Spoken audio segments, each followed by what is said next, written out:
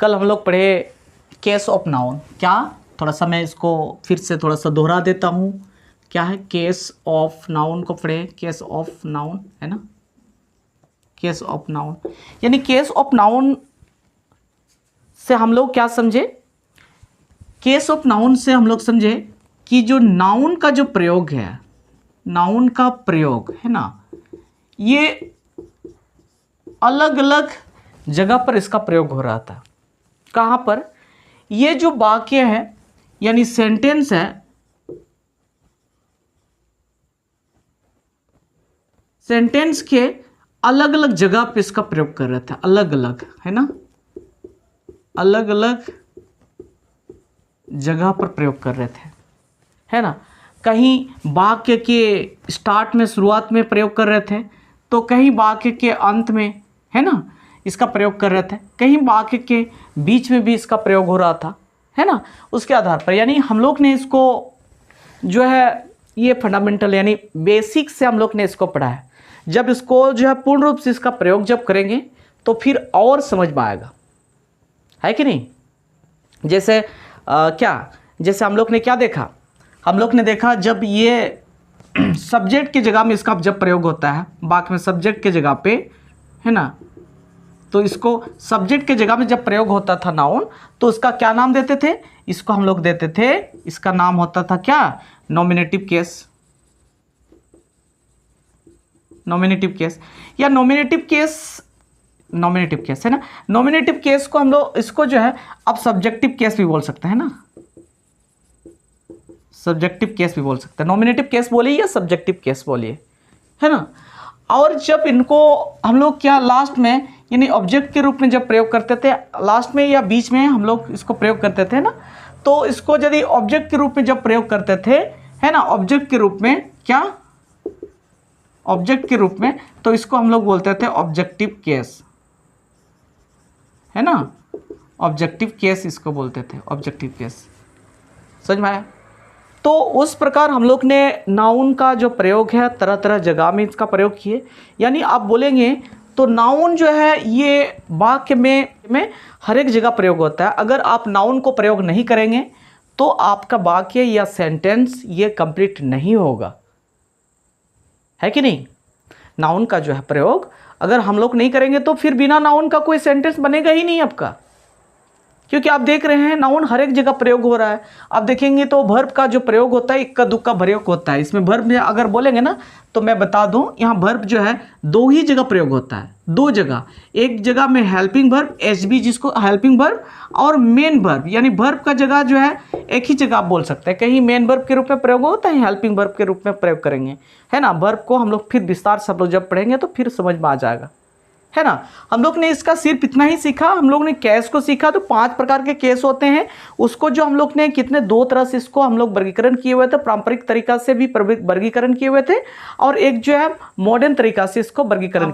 पहला क्लासिफिकेशन के आधार पर 4, दूसरा क्लासिफिकेशन के आधार पर 5 प्रकार के नाउन होता था, है ना, यानी नाउन ऑफ केस होता था। हम लोग ने इसका प्रयोग किया हुआ था, ठीक है। तो उसी प्रकार आज हम लोग थोड़ा सा नाउन का प्रयोग यानी नाउन को और कौन कौन सा जगह में हम लोग इसका प्रयोग करते हैं, नाउन के रूप कौन कौन सा हो सकता है और कौन कौन नाउन के जगह पे प्रयोग कर सकते हैं, इसको हम लोग आज पढ़ते हैं, ठीक है। तो आज हम लोग पढ़ेंगे नाउन जैसे प्रयोग होने वाले, नाउन जैसे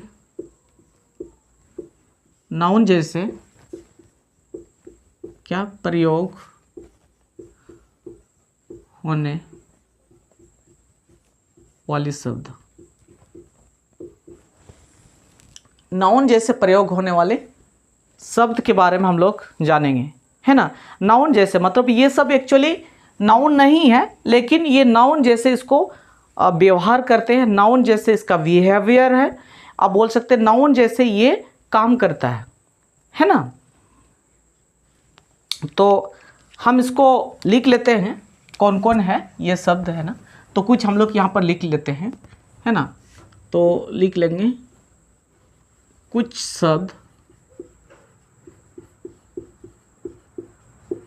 क्या है, हम लोग देखते हैं कि कुछ शब्द जो है ऐसे होते हैं जो वास्तव में ये वर्ब से बना होता है, वास्तव में ये वर्ब से ही बना होता है ना। लेकिन ये सेंटेंस में या वाक्य में ये नाउन की तरह कार्य करता है। किसकी तरह? नाउन की तरह बना हुआ है। आप देखेंगे वास्तव में ये वर्ब से ही बना होता है, लेकिन ये किससे बना होता है?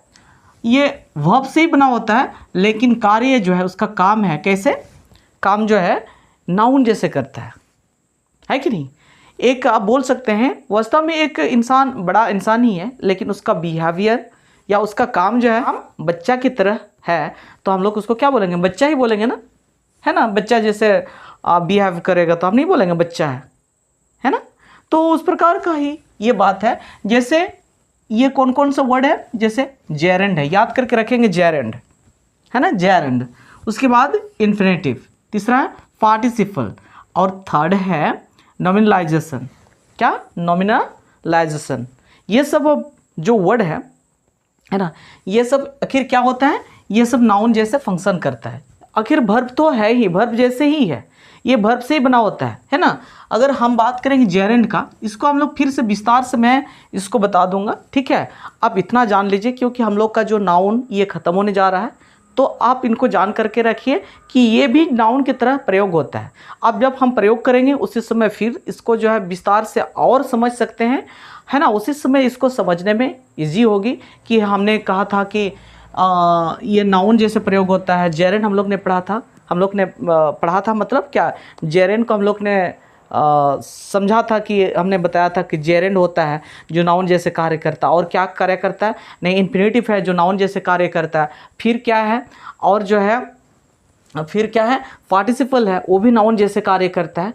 और एक जो है नॉमिनलाइजेशन, है ना? तो हम लोग समझेंगे जैसे जेरेंड जो होता है, हम जेरेंड जो है एक वर्ब होता है। जैसे वर्ब जो है क्या है? आप बोल सकते हैं वर्ब। आप तो वर्ब तो थोड़ा बहुत तो जानते होंगे ना, वर्ब क्या होता है? वर्ब का मतलब क्रिया, है ना? काम जो करता है। तो जैसे हम लोग क्या बोल सकते हैं? जैसे रन हो गया, है ना? प्ले हो गया, डांस हो गया, राइट हो गया, है ना?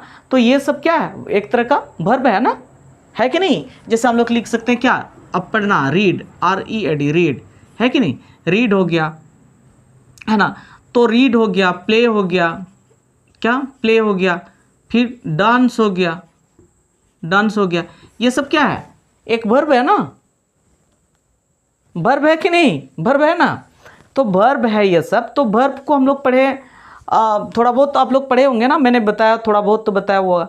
आप जो पिछले बेस में जो लोग भी अटेंड किया होगा ना, तो आप लोग तो पढ़े होंगे ना कि जिस शब्द से होने या करने का भाव व्यक्त होता है उससे क्या कहेंगे? वर्ब कहते हैं, क्रिया कहते हैं, है ना? या जिस हिंदी शब्द के अंत में क्या होता है? ना होता है, खेलना, जाना, पढ़ना, लिखना, हंसना, रोना, धोना, ये सब है कि नहीं? तो उस प्रकार तो ये रीड से यहाँ पर रीड में जब ING को जोड़ देते हैं तो क्या बन गया? रीडिंग, READING, रीडिंग बन गया। उस प्रकार प्ले में ING को जोड़ देंगे तो क्या हो गया? Playing, playing. उस प्रकार डांस में जो है ING को जोड़ देंगे तो क्या हो जाएगा? है ना? DANCING, डांसिंग बन गया कि नहीं? तो ये सभी जो है क्या है? ये एक क्या है? जेरेंड है ये। तो आप यहाँ पे जो है बहुत सारा सवाल ऐसे आता ही है ना? आप तो हम लोग को देखिए, हम लोग ने शुरुआत किया है ना? तो इसको जो है जब तक आप इनको अच्छा से अध्ययन नहीं करेंगे या पढ़ाई इनको अच्छा से नहीं पढ़ेंगे तब तक ये समझ में नहीं आएगा। और इंग्लिश सीखते वक्त तो आपको कन्फ्यूजन होगी, है ना? इतना बात है कि आप जब सीखते हैं तो कन्फ्यूजन होगी। अब जैसे यहाँ पर आप बोलेंगे सर ये तो आप रीडिंग तो ये वर्ब का चौथा रूप होता है। हाँ भाई, ये बिल्कुल वर्ब का चौथा रूप ही होता है ना? लेकिन ये जो इनका जो काम है ना, काम जो है, इसके काम के आधार पर अगर मैं एक एग्जाम्पल दूंगा, आप बताइए, आप एक एग्जाम्पल लेते हैं। जैसे एक आदमी जो है, जैसे वो एक गाड़ी को चलाता है, यानी वो एक चालक है, बोलिए एक ड्राइवर है, गाड़ी को ड्राइव करता है कि नहीं? तो हम जब वो आदमी जो गाड़ी को ड्राइव करता है तो हम अभी क्या कहेंगे? ड्राइवर कहेंगे कि नहीं, है ना? अगर वही आदमी जो है पैसा का कलेक्शन करना शुरू कर दे, यानी एक जो है कंडक्टर के रूप में काम करे, तो पैसा को कलेक्शन करेगा, पैसेंजर को बैठाएंगे, है ना? तो हम उसको क्या बोलेंगे? अब आप तो उसको बोलेंगे खलासी हो गया। आप जन भाषा में क्या बोलते हैं? खलासी, है ना? कंडक्टर हो गया कि नहीं?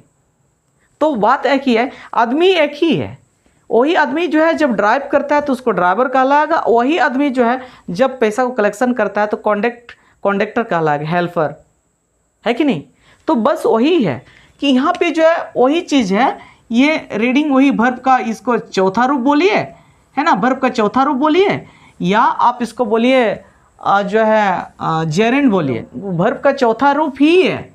अब बोलेंगे ऐसे ही बना हुआ है, वर्ब का चौथा रूप ही है, लेकिन ये जो है किसके तरह यहाँ पर प्रयोग हो रहा है, ये एक नाउन की तरह प्रयोग हो रहा है। और नाउन का जगह कहाँ होता है, नाउन का जगह मैंने बताया हुआ था, ये वाक्य के जो वाक्य के सबसे पहले या अंत में इसका प्रयोग होता है ना। तो अगर इसको हम लोग यहाँ पे वाक्य के पहले यानी शुरुआत में यहाँ पर प्रयोग करते हैं तो यहाँ पे तो नाउन का जगह है ना, ये जो है सब्जेक्ट का जगह, तो नाउन यहाँ नाउन का जगह है।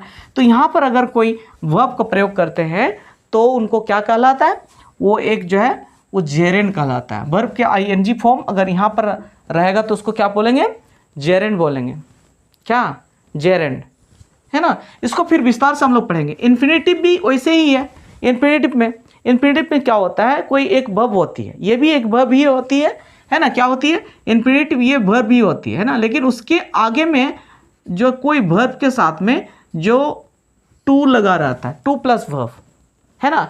जैसे हम बोल सकते हैं टू गो, है ना, टू ईट, टू डांस, है ना, टू डांस, ये सब जो है क्या है, यह इन्फिनेटिव फॉर्म कहलाता है। ये भी नाउन के जैसे यानी नाउन का ही जगह में इसको प्रयोग करते हैं। इसका एग्जाम्पल देखेंगे तो फिर और समझ में आ जाएगा। फिलहाल आप इतना समझे रहिए कि ये जो है नाउन जैसे काम करता है। कौन, जेरेंड हो गया, इन्फिनेटिव है। पार्टिसिपल भी ये वर्ब का ही फॉर्म है ना, ये वर्ब का फॉर्म ही है ना। जो पार्टिसिपल है ये वर्ब का तीसरा रूप होता है, वर्ब का तीसरा रूप होता है, जो हम लोग इसको प्रयोग करते हैं कहाँ पर, ये जो नाउन जैसे इसको भी प्रयोग करते हैं, है ना। तो उसी प्रकार आप समझना होगा नॉमिनलाइजेशन जो है ये जो है यहाँ पर मैंने थोड़ा सा लिखा हुआ है, संज्ञा का बनना, संज्ञा का बनना, ये संज्ञा जैसे कार्य करता है। नॉमिनलाइजेशन में क्या होता है, इसमें एक एडवर्ब होता है, एक एडजेक्टिव होता है, एक एडवर्ब होता है, एडजेक्टिव होता है, जो नाउन जैसे व्यवहार करते हैं, नाउन जैसे प्रयोग करते हैं, है ना। तो एक आधार से आप बोल सकते हैं क्या क्या नाउन कौन कौन हो सकता है, एक जेरेंड हो सकता है, इन्फिनेटिव हो सकता है, पार्टिसिपल हो सकता है। नॉमिनलाइजेशन में हम लोग बोल सकते हैं क्या, एडवर्ब हो सकता है और एडजेक्टिव भी हो सकता है। अभी समझ में आया ना। इसको आगे चल करके इसको जो है हम लोग फिर विस्तार से इसको पढ़ेंगे तो और समझ में आएगा। सिर्फ इतना याद करके रखिए कि नाउन के जैसे कौन कौन प्रयोग कर सकते हैं, ये जो है क्या क्या, जेरेंड, इन्फिनेटिव, पार्टिसिपल, एडजेक्टिव और अब बोल सकते हैं एडवर्ब, ठीक है। तो उस प्रकार हम लोग इसको समझ सकते हैं। और एक बात है यहाँ पे जो है नॉमिनलाइजेशन में जैसे एडवर्ब हो गया, एडजेक्टिव हो गया, और एक वर्ब को भी हम लोग नाउन जैसे प्रयोग करते हैं। आपको पता है ये खास बात है भाई, आप लोग जो भी पढ़े होंगे तो आप लोग तो जानते होंगे। मैं इसको इधर में लिख लेता हूँ, यहाँ पे लिख लेता हूँ, ठीक है। देखिए यहाँ पे जो है नॉमिनलाइजेशन जो है ये जो है एक वर्ब होता है। जैसे एक वर्ब आप बोलिए, कोई भी वर्ब बोलिए, है ना, कोई भी वर्ब, मतलब ऐसे कुछ वर्ब होते हैं, कोई भी वर्ब ऐसे नहीं होगा, कुछ ऐसे वर्ब होते हैं, है ना, कुछ ऐसे वर्ब होते हैं जिनके आगे में जो है हम लोग ए और एन, ए ऑब्लिक एन है, ए ऑब्लिक एन लगा करके हम लोग जो है उसके वर्ब के आगे में ए और एन लगा करके उसको हम लोग क्या बनाते हैं, नाउन बनाते हैं, है ना। फॉर एग्जाम्पल आप इसको देखेंगे तो जैसे आ वॉक, क्या हो गया, आ वॉक, ये जो है आ वॉक जो है एक नाउन हो गया। एक्चुअली ये क्या है, एक वर्ब है, लेकिन हम जो है इसको क्या बना दिए, आप जो है क्या बना दिए, एक वर्ब है लेकिन हम इसको क्या बना दिए, नाउन बना दिए। उसी को ही बोलता है नॉमिनलाइजेशन, है ना। समझ में आया कि नहीं। तो इस प्रकार इसको समझना है, और इस प्रकार हमारा जो नाउन का जो है ये चैप्टर खत्म हो रहा है। हम लोग नेक्स्ट हम लोग स्टार्ट करेंगे, क्या है, नाउन के बाद क्या आएगा, प्रोनाउन आएगा, है ना। प्रोनाउन को हम लोग देखेंगे, ठीक है। तो आप इतना समझे रहेंगे, है ना। तो यहाँ पे जितने भी शब्द है ये सभी शब्द जो है, ये सभी शब्द जो है ये किसी कार्य कोमा वस्तु कोमा व्यक्ति या विचार को व्यक्त करता है। समझ में आया? तो ये जितने भी शब्द हैं क्या, किसी कार्य को या वस्तु या व्यक्ति या विचार को ये व्यक्त करता है, ये जितने वर्ड्स हैं, है ना। तो संक्षिप्त में इतना ही समझ करके रखिए, है ना। यहाँ पर इसको आप नोट थोड़ा सा कर लीजिएगा, इसको जल्दी फटाफट इसको नोट कर लीजिएगा। ये जेरेंड है, GERUND INFINITIV infinitive participle PARTICIPL participle nominalization यहाँ पर थोड़ा सा मिट गया है। मैं इसको फिर से यहाँ पर थोड़ा सा NOMINALIZATIO